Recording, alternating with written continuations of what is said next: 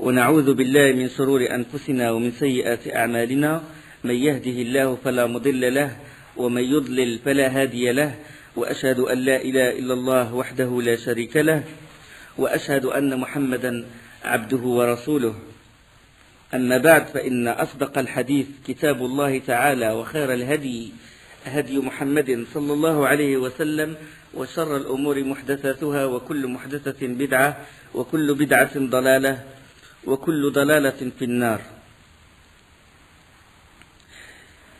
La dernière chose qu'on a dite dans le cours dernier, c'est l'action de Hatib ibn Balta'a radiyallahu anhu et l'acte répréhensible qu'il a fait, c'est qu'il a écrit une lettre et il l'a donnée à une femme pour l'emmener aux gens de la Mecque. Et dans cette lettre, c'est marqué que le prophète sallam va envahir la Mecque et Allah subhanahu wa ta'ala il a informé le prophète sallam de ce qu'a fait Hatib ibn Balta'a. Et pourtant Hatib était un Badrite, quelqu'un qui a participé à la bataille de Badr. Et c'est une vraie trahison. C'est comme s'il a trahi le prophète sallallahu alayhi wa sallam. Et quand le prophète sallallahu alayhi wa sallam l'a convoqué, et déjà il a envoyé Zubair ibn al-Awwam et Ali ibn Abi Talib radiyallahu anhuma, il leur a dit allez à Rawdat Khar, dans une région, dans un endroit à l'extérieur de Médine. Il leur a dit vous allez trouver une femme, et cette femme elle portait une lettre de Hatib. Ils ont pris la femme et ils ont cherché dans les bagages, ils n'ont pas trouvé la lettre. Ils leur ont dit, Ali radiallahu anhu, il a dit, le prophète sallallahu alayhi wa sallam n'est pas un menteur, il n'a jamais menti, tu vas nous sortir cette lettre. Il leur a dit, il lui a dit, soit que tu nous sors cette lettre, soit qu'on te déshabille jusqu'à tirer cette lettre. Il leur a dit, tournez-vous, et puis ils sont tournés, puis il a sorti ça, il a défait ses cheveux, et il a sorti la lettre. Le prophète sallallahu alayhi wa sallam, il a convoqué Hatib. Il lui a dit, qu'est-ce que c'est que ça? Puis Hatib lui a dit, par Allah, ce n'est pas que mon cœur n'a jamais dévié. J'ai toujours aimé Allah et son prophète, mais j'ai vu que chaque personne qui faisait partie de Quraysh, parmi les combattants musulmans, il a sa famille, il a une famille, il a des gens qui peuvent le protéger à la Mecque. Et moi, je suis quelqu'un qui est de l'extérieur de la Mecque. Ma famille, il vit à la Mecque, mais il n'y a personne qui les protège. Et j'ai voulu écrire cette lettre pour peut-être trouver quelqu'un qui peut protéger ma famille, mes biens. Il a peur pour ses biens et pour sa famille, c'est pour ça qu'il a écrit cette lettre. Il a dit, j'ai toujours aimé Allah, j'ai toujours aimé son envoyé. C'est pas par amour aux mécréants que j'ai fait ça. Omar al-Khattab, il a dit, envoyé d'Allah, laisse-moi lui couper sa tête, parce que c'est un hypocrite. Et le prophète sallam, il a dit, Allah, il a dit, laisse-le, peut-être qu'Allah a dit aux gens de Badr, faites ce que vous voulez, je vous ai pardonné. Il mérite des gens de Badr. Donc cette personne, il a fait un acte de mécréance, un acte de kufr. Il a trahi les musulmans. Mais puisque cette personne, il a participé à Badr, il a beaucoup de mérite, et c'est l'un des émissaires du prophète sallallahu alayhi wa sallam, donc on ne doit pas le traiter comme on traite quelqu'un qui a un rang plus bas que lui. D'accord? Donc si quelqu'un, on connaît sa piété, on le connaît très bien, on sait qu'il est un bon musulman, et que des fois il fait des choses, il a fait des péchés, il a commis des péchés ou il a fait un acte répréhensible, on ne doit pas le condamner vite fait, on ne doit pas dire qu'il est mécréant parce qu'il a fait ça. D'accord? Et le prophète sallam, quand il a entendu ce qu'a dit Hatib, il a dit, il a raison dans ce qu'il a dit, et il l'a pardonné. Et Allah subhanahu wa ta'ala, il révéla à son sujet, Ya ayyuhalladhina amanu, la tattakhidhu aduwi wa aduwakum awliya, dans la sourate Al-Mumtahana. Ya ayyuhalladhina amanu, la tattakhidhu aduwi wa aduwakum awliya, tulquna ilayhim bil mawaddati wa qad kafaru bima ja'akum من الحق يخرجون الرسول وإياكم أن تؤمنوا بالله ربكم إن كنتم خرجتم جهادا في سبيلي وابتغاء مرضاتي تسرون إليهم بالمودة وأنا أعلم بما أخفيتم وما أعلنتم ومن يفعله منكم فقد ضل سواء السبيل. Ô vous qui avez cru, ne prenez pas pour allié mon ennemi et le vôtre. Leur offrant l'amitié alors qu'ils ont nié ce qui vous est parvenu de la vérité, ils expulsent, pardon, de Quraysh, ils expulsent le messager et vous-même, parce que vous croyez en Allah, votre Seigneur, si vous êtes sortis pour lutter dans le chemin d'Allah, dans mon chemin, et pour rechercher mon agrément, leur témoignerez-vous secrètement de l'amitié, alors que je connais parfaitement ce que vous cachez et ce que vous divulguez, et quiconque d'entre vous le fait s'égare de la droiture du sentier. Donc celui qui s'allie avec les ennemis d'Allah, il tombe dans l'égarement, voire dans la mécréance. Et puisque Hatib c'est un badrite, donc c'est loin qu'il tombe dans la mécréance. C'est pour ça que le prophète sallam lui a posé la question, c'était quoi son objectif. D'accord?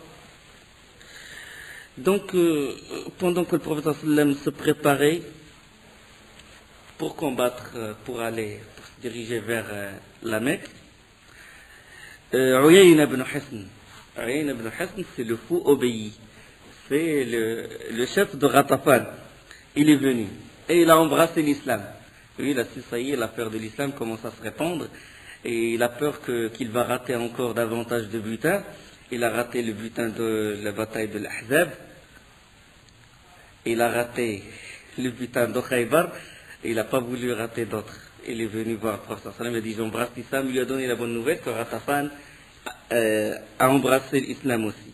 Et une délégation de Bani Tamim, à leur tête l'Aqra' ibn Habis, il rentra également en islam. Bani Tamim, c'est vers l'est de Médine, c'est dans la région, dans la plaine de Najd, au milieu de la péninsule arabique.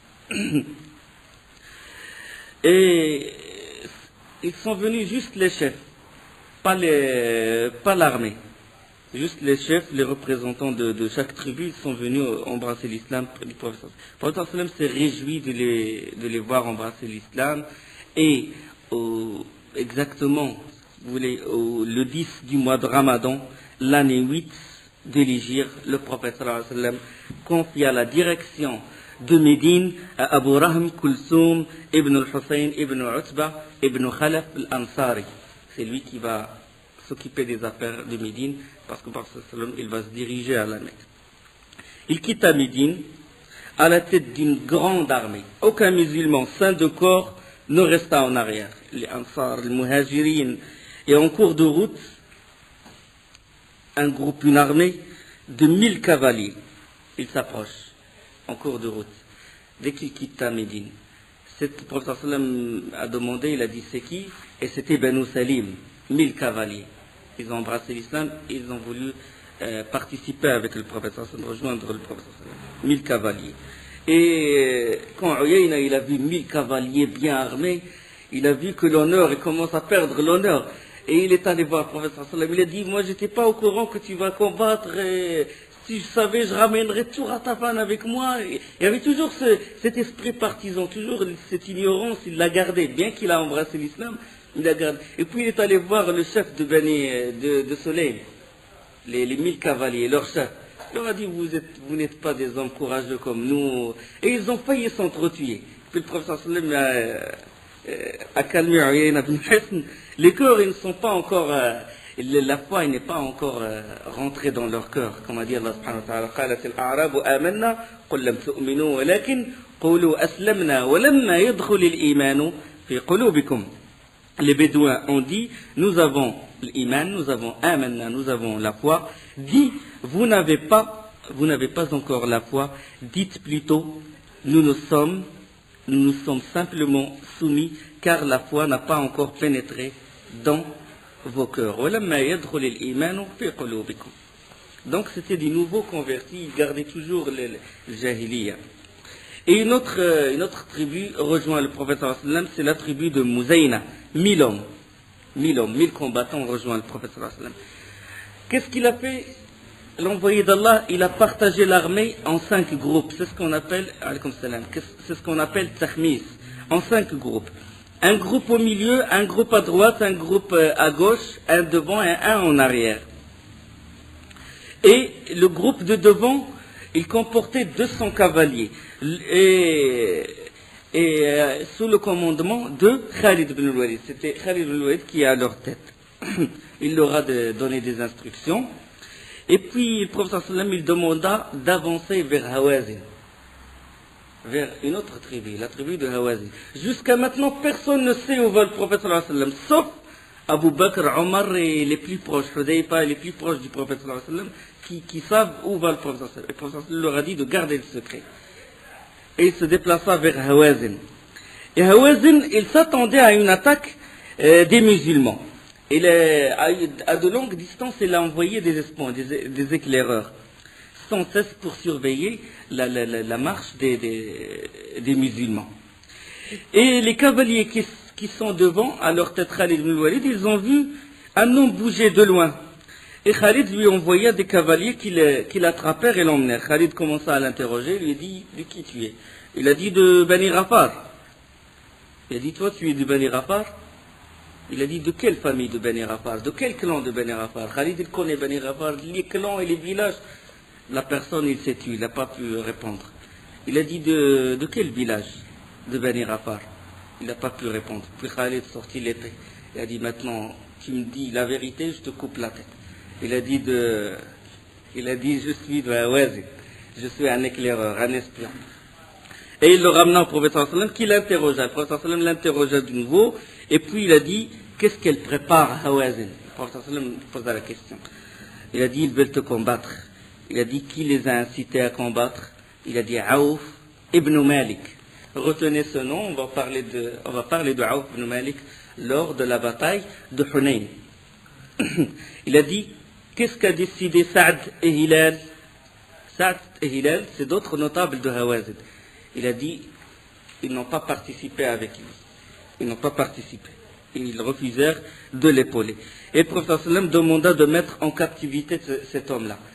Les compagnons, les combattants, quand ils ont vu que le prophète sallam l'a mis en captivité cet homme-là, ils ont dit, ça y est, le prophète sallam, il s'apprête à attaquer Hawazin. Et puis le prophète sallam à une certaine distance, à mi-chemin vers Hawazin, le prophète sallam a demandé de changer de direction. Et où est-ce qu'elle va? Direction vers Hawazin, puis il a viré.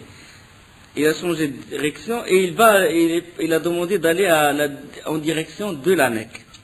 Et il a partagé, et comme j'ai dit, il a partagé l'armée en 5 groupes. Et dans chaque groupe, il a réuni les gens de la même tribu. Pourquoi?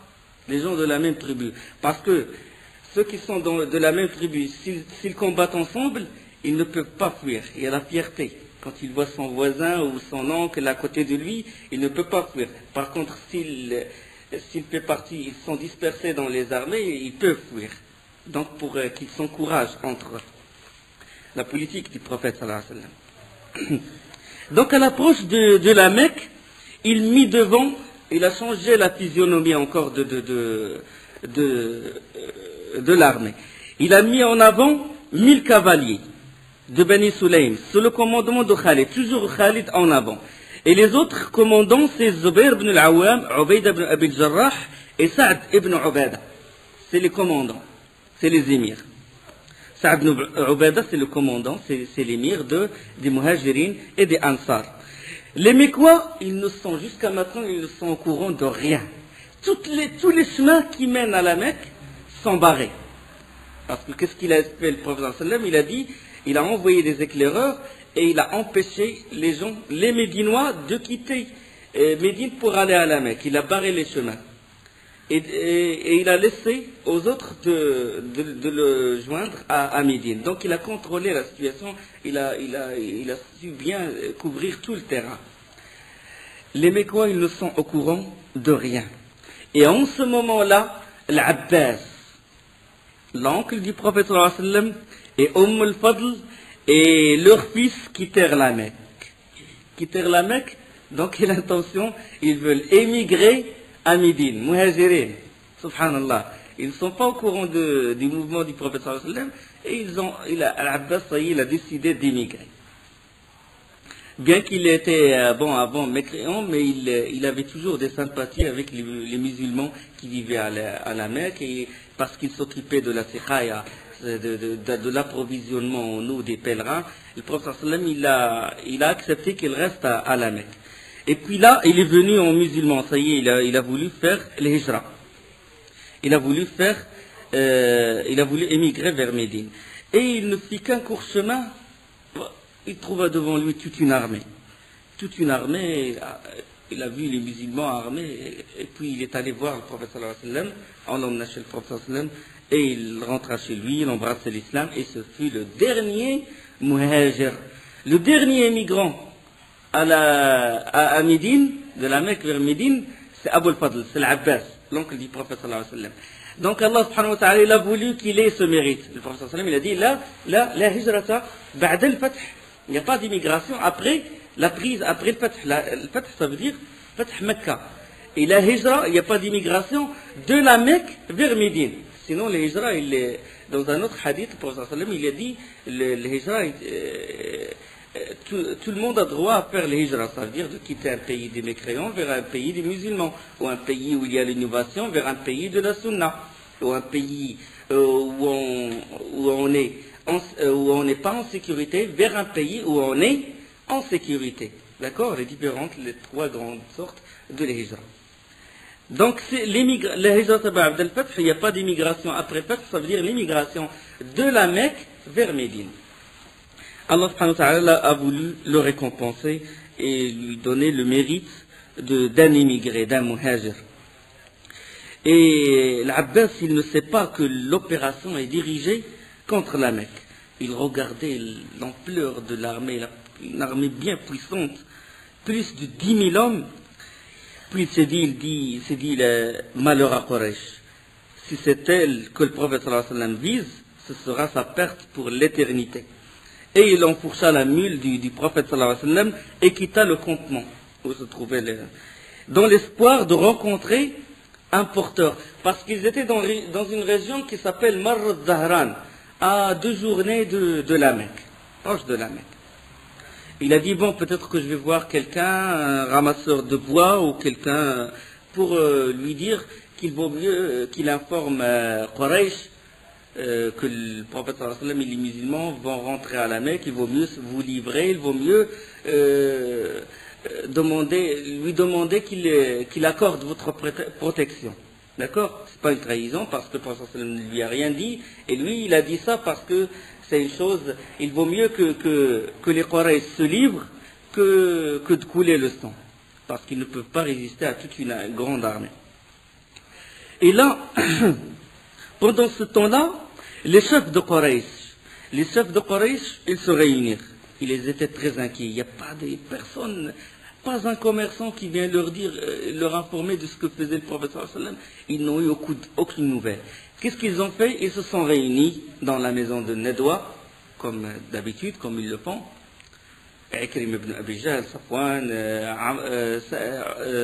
Amr ibn Suhayl, et les autres notables de Quraysh, Abu Sufyan, et ils ont dit, voilà, ils ont dit à Abu Sufyan, c'est toi qu'on va envoyer, tu dois revenir à Médine, et tu essaies de voir, s'ils ont une grande armée, on va se livrer, on ne va pas livrer bataille contre eux, mais s'ils ont juste une petite armée, on résiste, on combat. Ils sont tête, les Quraysh, ils ont toujours l'intention de combattre. Et Abu Sufyan, dans l'intention de parlementer avec le prophète sallallahu alayhi wa sallam, il est allé déjà à Médine, il a été ridiculisé à Médine, il n'a pas voulu retourner à Médine de nouveau, et être ridiculisé de nouveau. Il a marché quelques kilomètres, et à l'extérieur de la Mecque, il a attendu. Il scrutait les lieux, peut-être qu'il va voir quelqu'un qui peut l'informer de ce qui se passe à Médine. Il ne veut pas faire tout le chemin de la Mecque jusqu'à Médine. Et il était en compagnie de qui? De Hakim ibn Hizam. Il était en compagnie de Hakim ibn Hizam. Et à la tombée de la nuit, il était surpris de voir des feux partout. Partout des feux, partout des milliers de feux. Et d'habitude, la veille de Arafat, ils allument le feu. Mais ce n'était pas la veille de Arafat. Il était très étonné de voir ces feux-là. Et le prophète sallallahu alayhi wa sallam, il l'a fait exprès. Il a allumé les feux, il a demandé aux combattants d'allumer des feux pour exacerber davantage les Quraysh. pour qu'ils aient plus, pour qu'ils craignent davantage les musulmans. Il ordonna à ses hommes de se déployer sur tout le terrain de Marr al-Zahran et d'allumer chacun un feu. Et pendant ce temps-là, Budayl ibn Warqa, c'est l'un des notables de Khuza'a. On en a parlé la semaine dernière. C'est l'un des notables de Khuza'a. Lui, il attendait la venue du prophète sallallahu alayhi wa sallam. Il s'attendait à ce que l'armée du prophète sallallahu alayhi wa sallam arrive, parce que le prophète sallallahu alayhi wa sallam, il a dit, tu seras secouru, on va te soutenir. Les Bani Bakr t'ont trahi, ainsi que les Quraysh, on va te soutenir. Donc chaque jour, le soir, il scrute les lieux dans la région qui est proche de Marr al-Zahran. Abu Sufyan et Hakim bin Hizam, ils sont sortis pour attendre quelqu'un qui les informe. Budayl est sorti, il attend l'armée du prophète sallallahu alayhi wa sallam. L'Abbas, il est sorti, il cherche quelqu'un qui informera Quraysh des intentions du prophète sallallahu alayhi wa sallam. Donc chacun a ses intentions. Et Allah subhanahu wa ta'ala, il a fait qu'ils se rencontrent. Subhanallah. Abu Sufyan, il rencontra d'abord Budayl ibn Warqa. Il a dit, qu'est-ce que c'est que ce feu? Il a été très étonné de voir un si grand nombre de feux. Et Budayl, il sait, il a compris quand il a vu le feu, il a dit, ça y est, c'est l'armée de Mohammed. Il a dit, je ne sais pas, peut-être Khuza'a, brûlé par le feu de la vengeance, ils veulent vous combattre. Et puis Abu Sufyan, très intelligent. Il a dit, Khuza'a est moins puissante, ils sont moins nombreux que ça, moi je vois beaucoup de feu. Et il a dit, il n'a pas cette envergure. Et pendant qu'il discutait, l'Abbas, il reconnut la voix de Abu Sufyan. Et il intervint. L'Abbas lui-même qui rapporte ce hadith-là. C'est selon Ibn Abbas, son fils, selon l'Abbas. Hadith, il est rapporté par Tabari, al-Haythami, Ibn Hajar, et hadith sahih. Et par le Bukhari aussi, hadith 4280. Et l'Abbas, il intervint comme ça, il appela Abu al-Fadl. L'Abbas, il appela Abu Sufyan, et puis Abu Sufyan, il appela Abu al-Fadl. Il a su que c'est l'Abbas qui l'a appelé. Il a dit bienvenue. Mon père et ma mère soient à rançon. Quelle nouvelle? Il a dit, c'est l'envoyé d'Allah. C'est l'envoyé d'Allah qui arrive à la tête de 10 000 musulmans pour vous attaquer. Abu Sufyan commence à trembler. Il a dit, que me proposes-tu de faire? Il a dit, 10 000 hommes. Déjà au début, quand il a vu le feu, il était envahi de peur. Maintenant, ça a encore aggravé sa peur. Il a dit, que me proposes-tu de faire? Il a dit, m'accompagner. Il a dit, tu te mets derrière moi sur le dos de cette mule, la mule du prophète sallallahu alayhi wa sallam. Il a dit, afin que j'obtienne pour toi la sauvegarde du prophète sallallahu alayhi wa sallam. Car si jamais il met la main sur toi, il va te couper la tête. Il ne va pas te pardonner, il vaut mieux que moi j'accorde ta protection. Tu montes sur la mule et on va voir le prophète sallallahu alayhi wa sallam. Il monta avec lui et il rentra dans le camp des musulmans. Les musulmans armés jusqu'aux dents. Et Abu Sufyan, il tremble derrière. Et dès qu'il passe à côté d'un camp, chaque camp, il y a un gardien. Et le chef des gardiens, c'est Omar ibn Khattab. Chaque fois qu'il passe à côté d'un camp, les gens, ils regardent, ils voient la silhouette de l'Abbas, et ils disent, l'Abbas. Et ils voient la mule, c'est la mule du prophète sallallahu alayhi wa sallam, c'est l'oncle du prophète sallallahu alayhi wa sallam sur la mule. Et ils ne regardent pas celui qui est derrière. Abu Sufyan l'a accroché à l'Abbas, caché comme ça. Jusqu'à s'approcher du camp se trouve le prophète sallallahu alayhi wa sallam. Et devant c'est Omar ibn Khattab. Et Omar ibn Khattab, rien ne l'échappe. Il a vu comme ça, il dit, l'Abbas, la mule du prophète sallallahu alayhi wa sallam. Abu Sufyan, il a dit, maintenant tu es tombé entre deux mains, sans trêve, sans pacte.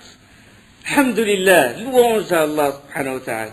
Et puis il courut vers le prophète sallallahu alayhi wa sallam. Il a voulu d'abord avertir le prophète sallallahu alayhi wa sallam pour qu'il lui autorise qu'il coupe la tête à Abu Sufyan. Et l'Abbas, il pousse la mule, il la pousse jusqu'à devancer Omar ibn Khattab, et il est rentré dans la tente du prophète sallallahu alayhi wa sallam. Omar est entré aussitôt.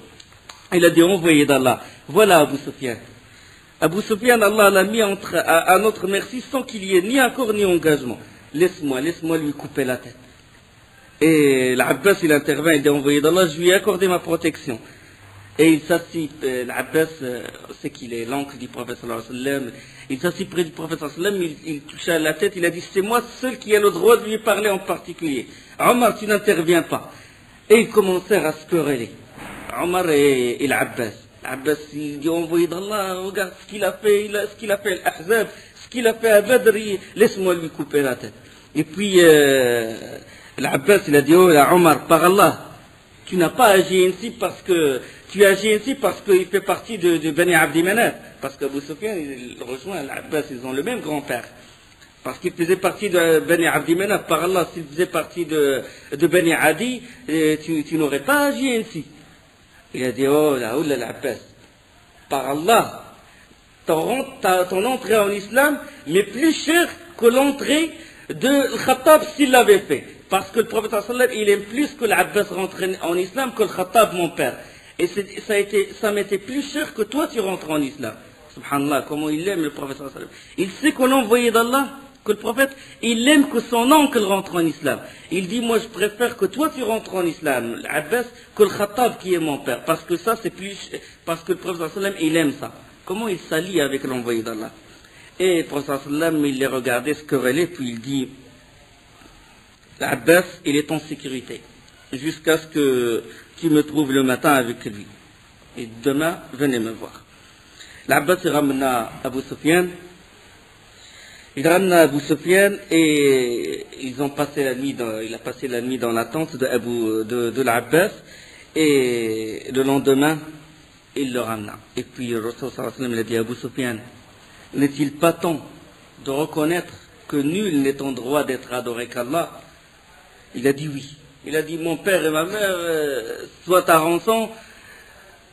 Je sais que s'il y avait des divinités avec Allah, ils m'auraient été d'une certaine utilité, ils m'auraient aidé. Mais je sais que nul n'est en droit d'être adoré qu'Allah. Il a dit, Abu Sufyan, n'est-il pas temps que tu reconnaisses que je suis le messager d'Allah? Et puis là, Abu Sufyan, il s'est tué, puis il dit, que mon père et ma mère soient ta rançon. Comme tu es pardonneur et indulgent, il subsiste encore dans mon cœur dans mon âme, un scrupule à ce sujet-là. Et puis l'Abbas, il le poussa, il a dit, n'est-il pas temps? Mais rentre en islam avant qu'on te coupe la tête. Tu as échappé à la mort hier, rentre, embrasse l'islam. Puis Abu Sufyan, il a témoigné, il a dit le shahada, il dit ashhadu la ilaha illallah wa ashhadu anna Muhammadan Rasulullah. Puis l'Abbas, il dit au prophète sallallahu alayhi wa sallam, il dit, envoyé d'Allah, tu sais combien Abu Sufyan aime les honneurs et la gloire, accorde-lui quelque chose en regard des siens. Abu Sufyan, c'est qu'il est le notable, le chef, il dit, accorde-lui quelque chose qui fait qu'il garde toujours cet honneur-là.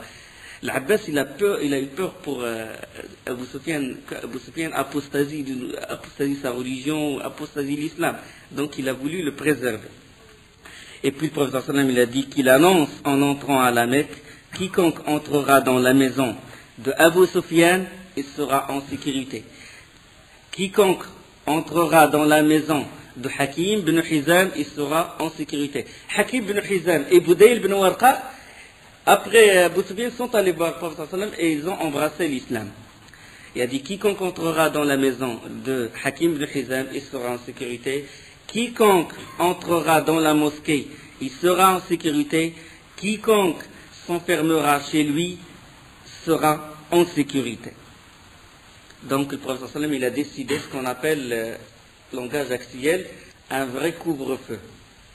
Quand il rentre à la Mecque, personne ne doit sortir, tout le monde doit s'enfermer soit chez lui, soit dans la maison d'Abu Sufyan, Hakim bin Hizam, ou dans la mosquée.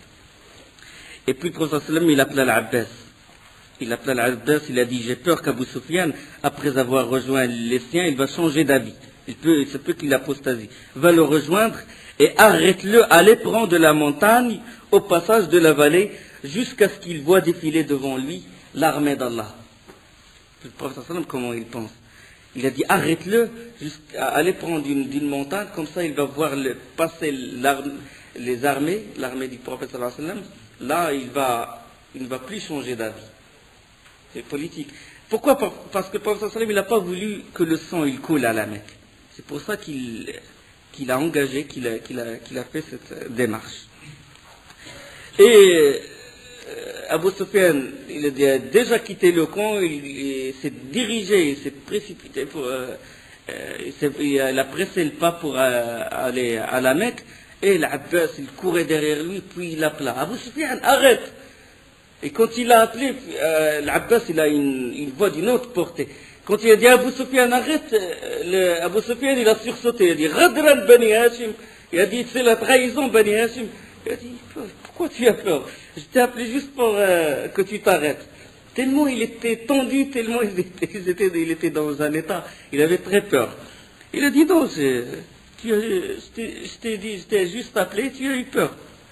Il a dit je veux juste te faire voir ce qu'Allah a préparé contre les associateurs. Et Abu Sufyan, stupéfait, il regarde défiler les armées. Une armée, les contingents après contingents, les groupes armés comme ça. Et il commence à dire à Abu Sufyan, qui sont ceux-là? Il dit, ceux-là, c'est Bani Sulaym. Bani Sulaym? Il dit, je n'ai rien contre Bani Sulaym. Qu'est-ce qui les a ramenés ici? Je n'ai rien contre Bani Sulaym. Et qui sont ceux-là? Bani Juhayna. Bani Juhayna, je n'ai rien contre Juhayna. Qui sont ceux-là? Chaque fois, Juhayna, Bani Sulaym, Muzayna. Les différentes tribus qui ont embrassé l'islam et qui ont rejoint le prophète sallallahu alayhi wa sallam. Et puis il a vu un grand contingent, il a dit qui sont ceux-là? Il a dit c'est les Ansar et c'est Saad ibn Ubada qui porte le drapeau. Et puis Saad s'approcha à la tête de cette troupe, il s'adressa à Abu Sufyan et lui dit Abu Sufyan, aujourd'hui c'est le Malhama, l'épopée. Aujourd'hui Allah humiliera les Quraysh. Aujourd'hui, l'inviolable va être violé. Et Abu Sufyan, il a eu peur. Et puis Omar ibn Khattab, quand il a entendu ça, il est allé voir le prophète sallallahu alayhi wa sallam, il a dit, envoyé d'Allah, Sa'ad ibn Ubada, il est très excité, il risque de couler le sang. Regarde ce qu'il a dit, puis le prophète sallallahu alayhi wa sallam a dit, il a menti. Aujourd'hui, c'est un jour d'honneur pour Quraysh. Et aujourd'hui, c'est un jour où on va mettre la kiswa sur la Kaaba et on va honorer la Kaaba. Au contraire, c'est pas un jour où on va humilier Quraysh. Aujourd'hui, c'est un jour où on va honorer Quraysh. C'est un honneur que Quraysh rentre en islam. Et puis, il a dit, prenez le drapeau de Saad ibn Ubada. Il a puni Saad ibn Ubada, lui a pris le drapeau, et il a donné le drapeau à son fils, Qais ibn Saad ibn Ubada. À son fils, à lui, pour que les Ansar ne ressentent pas un certain gêne, quoi. Et puis un grand escadron qui s'appelle Katib al-Khadra. Le terme Khadra, bien que ça veut dire vert, mais ça veut dire aussi noir. Khaddara, noirci. Katib al-Khadra, c'est l'escadron noir. C'est l'armée du prophète sallallahu alayhi wa sallam, le groupe qui était avec le prophète. Tellement ils étaient armés, les épées et les ceintures autour de l'épaule, qu'on les voit de loin, noirs. Et puis Abu Sufyan, il a dit, qui sont ceux-là? Qui sont ceux-là? Personne ne peut tenir tête à ces gens-là. Et puis l'Abbas lui dit, c'est l'envoyé d'Allah, le Muhajirin et l'Ansar. Et puis Abu Sufyan, il a dit, le royaume du fils de ton frère est devenu bien grand. Il a dit, non, pas il a dit. C'est la prophétie. Al-Nubuwa, hadi al-Nubuwa. Il a dit, certes, oui, dit Abu Sufyan, c'est bien cela, la prophétie. Et puis là, l'Abbas, il a dit à Abu Sufyan, allez, rejoins les tiens et préviens-les. Maintenant qu'Abu Sufyan a vu tout ça, l'Abbas, il le lâcha. Abu Sufyan regagna la Mecque et se tenant devant sa maison, il s'écria de toutes ses forces à la foule. Et la foule grossissait, il l'attendait avec impatience, Abu Sufyan. La foule, il grossissait rapidement. Et puis Abu Sufyan leur a dit, oh Quraysh, voici Muhammad avec une armée avec laquelle, ou contre laquelle, ou à laquelle vous ne pouvez résister. Voici Muhammad avec 10 000 hommes, plus de 10 000 hommes, armés de pied en cap. Et là, Hind était, la brillante Hind, la femme de Abu Sufyan, elle est sortie en colère. quand il a entendu Abu Sufyan dire il faut se livrer, il ne faut pas combattre, Mohammed est venu à la tête de 10 000 hommes, et puis il commence à s'écrier, il a dit non, ne vous livrez pas, parce qu'elle a perdu son fils à Badr, il a perdu son oncle, une grande partie de sa famille, il les a perdus à Badr et à Uhud. Il n'a pas voulu se résigner, et commence à crier, non, il faut lutter, il ne faut pas se résigner. Et lui, il commence à disputer avec sa femme. Lui, il dit, il faut vous livrer. Et elle dit, il ne faut pas vous livrer. Faut vous livrer, il ne faut pas vous livrer. Et puis, il le saisit par la moustache et il a dit, Uqtulu Abu Sufyan, tuez-le, tuez-le. Tellement il l'a mis en colère, Hind, qui commence à dire, tuez-le, tuez Abu Sufyan. Tuez cette baudruche d'homme, ce pot de graisse. اقتل الحميث الدسم اقتل الحميث الدسم بئس طليعة القوم أنت. Tu es ce pot de graisse parce qu'il était très gros et commença à le critiquer, à l'insulter, à demander aux gens de le tuer. Il n'a pas voulu se résigner. Il a dit malheur à toi. C'est toi le chef de Quraysh, tu leur demandes de se résigner, de se livrer. Et Abu Sufyan leur a dit non, il ne faut pas écouter cette femme, il ne faut pas l'écouter parce qu'il va vous mener vers le désastre. Écoutez-moi, soyez raisonnables. Ces 10 000 hommes, il y avait avec lui Juhayna, Bani Sulaym et toutes les autres grandes tribus. Il vaut mieux pour vous que vous livrez. Et ils lui ont dit qu'est-ce que tu nous conseilles de faire? Bon voilà, ils vont nous attaquer, qu'est-ce qu'on va faire? On ne va pas résister, qu'est-ce qu'on va faire? Il a dit celui qui entre dans la maison d'Abu Sufyan est en sécurité. Ils ont dit Qabbahak Allah. Ta maison, ta petite maison va pas servir à tout ce monde-là.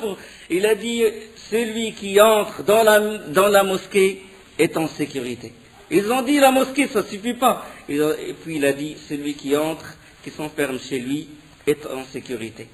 Et toute la foule s'est dispersée, ramasse leurs enfants, et tout le monde courait et s'enferme chez lui. L'armée du prophète sallallahu alayhi wa sallam, il fait halte à Dotoa, la région de Dotoa, proche de la Mecque, au nord de la Mecque. Puis le prophète sallallahu alayhi wa sallam, qu'est-ce qu'il a fait? Il a fait aligner ses troupes, il a remis à Khalid le commandement de l'aile droite. Maintenant, c'est une autre disposition. Au début, c'était pour le combat. Maintenant, il a fait une autre division. Au début, il a partagé l'armée en 5.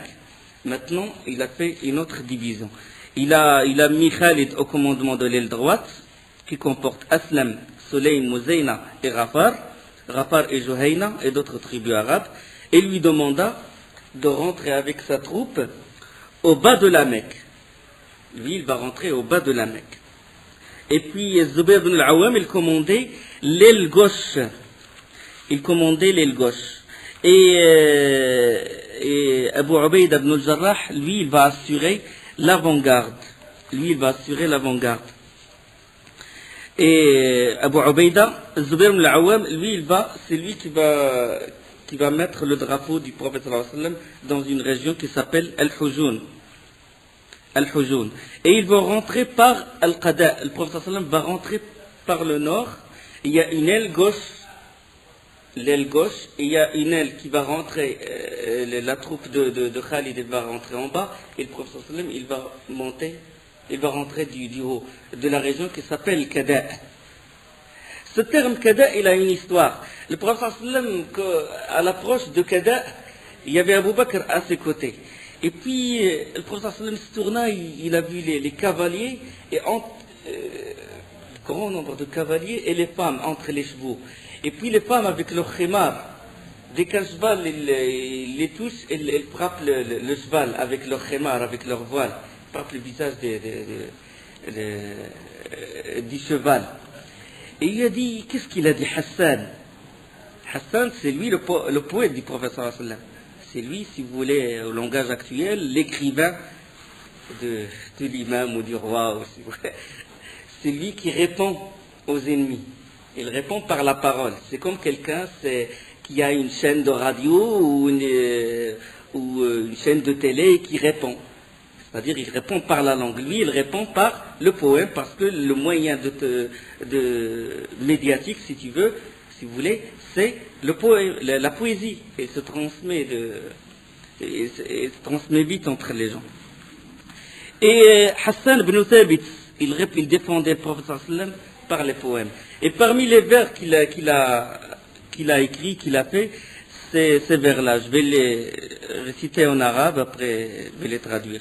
Il a dit عدمت بنيتي إن لم تروها تثير النقع موعدها كداء ينازعن الأسنة مسرجات يلطمهن بالخمر النساء.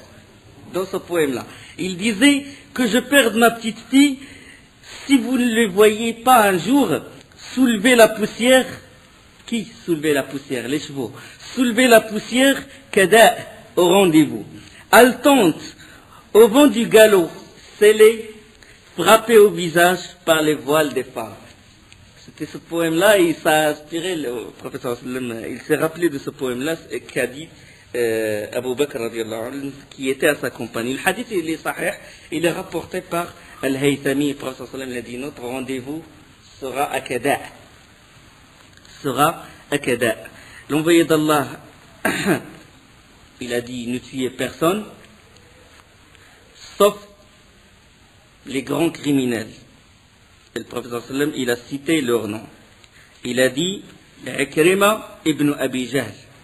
Ces gens-là, même si vous les trouvez accrochés à la kiswa de la Kaaba, vous les tuez. Leur sang, là, il est autorisé. Parmi lesquels, Ikrim ibn Abi Jahl, Abdullah ibn Sa'd ibn Abi Sarh, Al-Huwayrith ibn Nuqayd, Abd al-Uzza ibn Khutal, Miqyas ibn Sababa, Habbar ibn al-Aswad, Safwan ibn Umayya ibn Khalaf. D'autres savants ont ajouté Sarah, l'esclave de Bani al-Muttalib. Ikrim ibn Abi Jahl, on sait qu'il était l'ennemi du prophète sallallahu alayhi wa sallam, son père, le plus grand, Abu Jahl, le plus grand ennemi du prophète. Abdullah ibn Sa'd ibn Abi Sarh, il a apostasié sa religion. Il a embrassé l'islam, il était à Médine, et puis il est revenu à la Mecque, il a apostasié la religion. Abd al-Uzza ibn Khutal, il faisait des vers satiriques, il se moquait du prophète sallallahu alayhi wa sallam par les poèmes. Al-Huwayrith ibn Nuqayd aussi, c'est l'un des grands ennemis. Miqyas ibn Sababa, on a parlé de Miqyas ibn Sababa, si vous vous rappelez, dans la bataille de Bani al-Mustaliq. Et quand son frère est musulman, et son frère a été tué par erreur. C'est l'un des Ansar, c'est l'un des auxiliaires des Ansar, qui l'a tué par erreur. Et ce Miqyas, il est venu à Médine. Il a dit au prophète sallam, je suis muhajir, émigrant. Il a montré qu'il est musulman, il a fait la prière avec les gens. Et il a dit au prophète sallam, donne-moi la rançon pour mon frère. Parce que Miqyas, c'est son frère musulman qui a été tué. Et le prophète sallam lui a donné la rançon. Il a pris la rançon et il a tué la personne qui a tué son frère. Et il a pris la fuite. Le prophète sallam, il a dit, celui-là, même si vous le trouvez accroché aux tentures de la Kaaba, vous le tuez. Safwan ibn Umayya ibn Khalaf aussi. D'autres savants ont ajouté Sarah, c'est la femme qu'a envoyé Hatib ibn Balta'a, celle qui avait la lettre. Et aussi Hind bint Utbah, la femme d'Abu Sufyan. Et deux chanteuses, une d'elles s'appelle Fartana et l'autre Qurayna, qui appartiennent à Abd al-Uzza ibn Khutal. Ces deux chanteuses, ils chantaient des chansons où ils se moquaient du prophète sallallahu alayhi wa sallam. Donc le prophète sallallahu alayhi wa sallam a dit, même si c'est une femme, vous la tuez. Parce que la langue, elle est plus dangereuse que l'arme. La langue. Comme maintenant, les émissions de télé, les journaux, les revues, les ambiguïtés qu'ils propagent et tout, sont plus dangereux que l'arme. Et ça a fait des grandes conséquences dans le monde musulman. Le prophète sallallahu alayhi wa sallam l'a dit, ces deux chanteuses, vous les tuez si vous les trouvez. Et pendant que le prophète sallallahu alayhi wa sallam était à Toua, du haut, Inch'Allah, la suite, bi'idhnillah, de la sira. Wa subhanakallah bihamdik, ashhadu an la ilaha illa ant, astaghfiruka wa atubu ilayk.